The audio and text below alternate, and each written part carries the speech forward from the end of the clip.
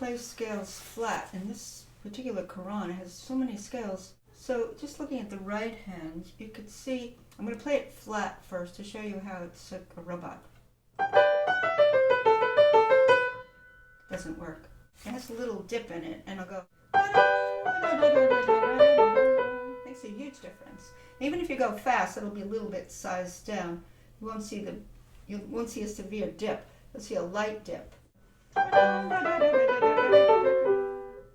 And that's what's so important in this piece, because it's easy to stiffen up your hand. Say, okay, here comes the scale. I'll get all the notes, and I'll just, throw my fingers at the scale. Well, then it can't be shaped. So right away, ta-da, ta-da, ta-da, da-da-da-da-da-da-da-da.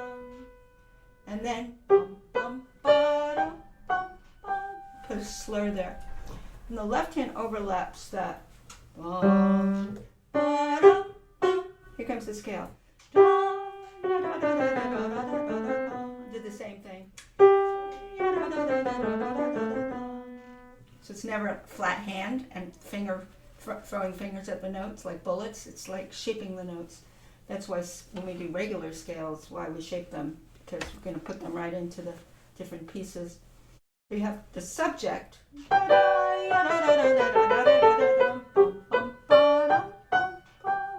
Left hand comes in.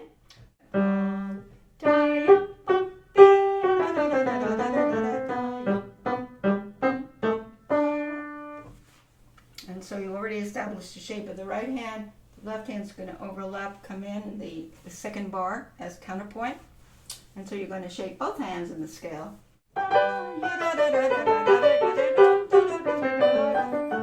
Now we have this next measure where you can't just play again, just finger punching. So this is next group, I kind of roll groups of notes. Rolling forward.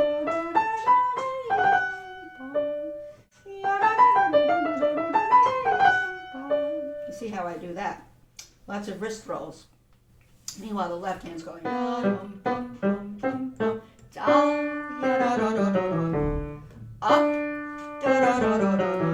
Now there's a line here.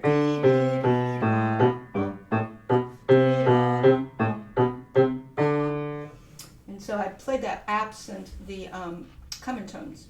So there's some common tones here.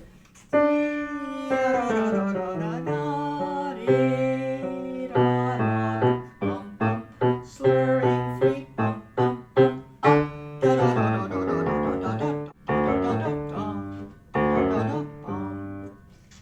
Rotation. That avoids. Doesn't make sense, does it? And that's why when we play scales, we've got to do the same thing. We have to roll them, choreographies, how to do different things, rotations, and so forth, lateral rotations, counterclockwise, clockwise, whatever. Okay, so up to this point, now the left hand we're going to bring out. The scale is part of the subject, as you know right away.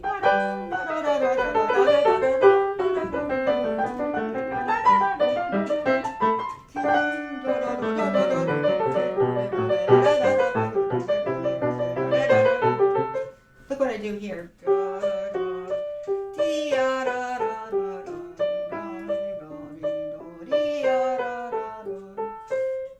So that's already rotations.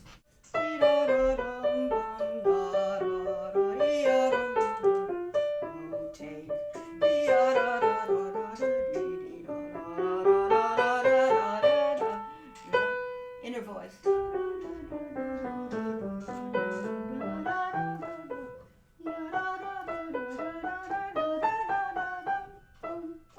Bottom, rolling motion, rolling motion, rolling motion. So I'm rolling in fours basically, so I don't get the tappy sound, but I get the shaped sound. Now where I have common tones, I don't want to slap the common tones. I want to insert them. So we have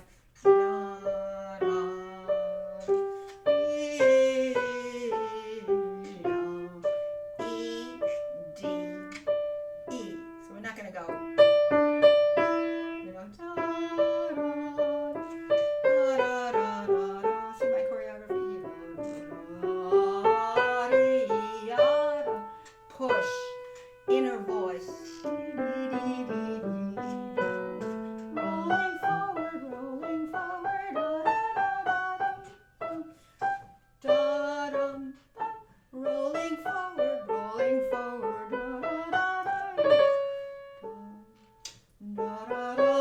Here comes the common tone, so we do lateral rotation. Roll sideways, sideways. Up. You can see all these different sub-choreographies that come into this, so we don't get the flat sound. In the left hand, we have the rolling 3, bum, bum, bum, rolling 3, bum, bum, 3, bum, bum, body, so that's what happens. You can see separate hands what I do with the choreography. With 2 hands, I'm still observing my choreography. Notice how I did that? I went.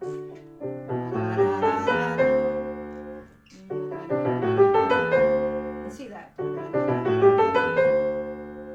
Instead of, it's all very flat.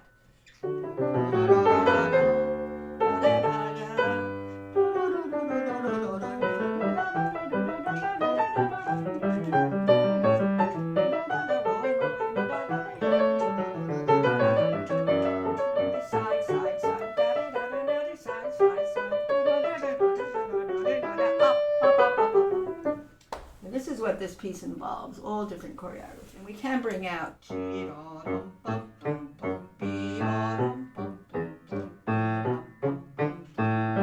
that I would bring out. At that point I'd have.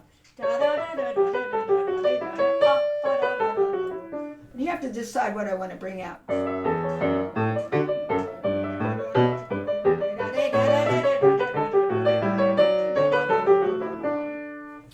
Or be aware of both parts, but this left hand is normally people just sweep it under the rug instead of its counterpoint. It's beautiful counterpoint.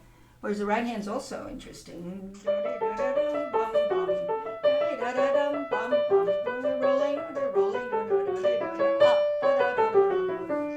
Now the second page starts the scale coming down just like the beginning, but it's on the dominant note. Because remember, it's the tonic note.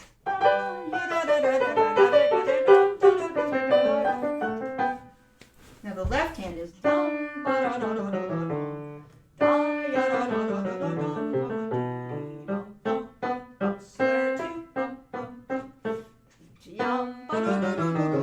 minor, it's dominant.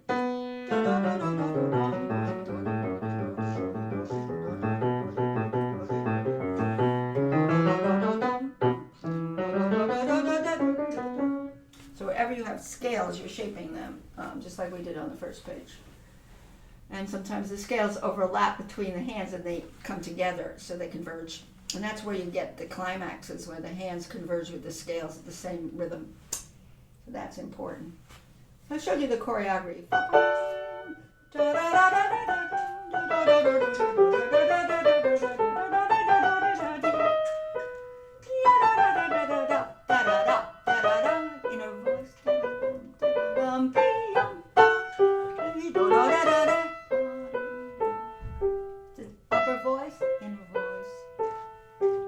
To the scale, climax,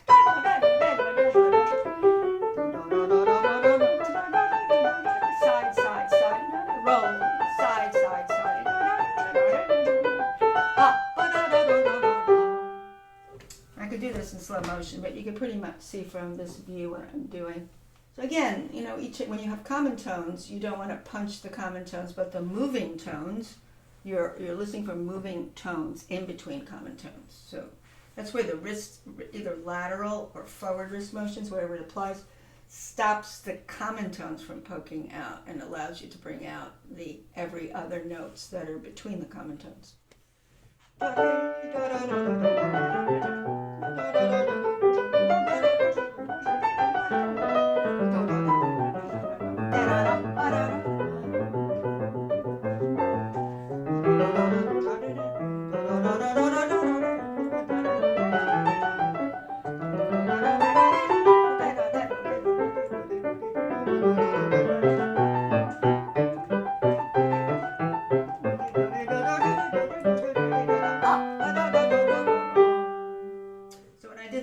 together, you could tell when they converge that they're both driving to the top with intensity. But I'm still shaping the scales. I never do flat scales. I always roll them.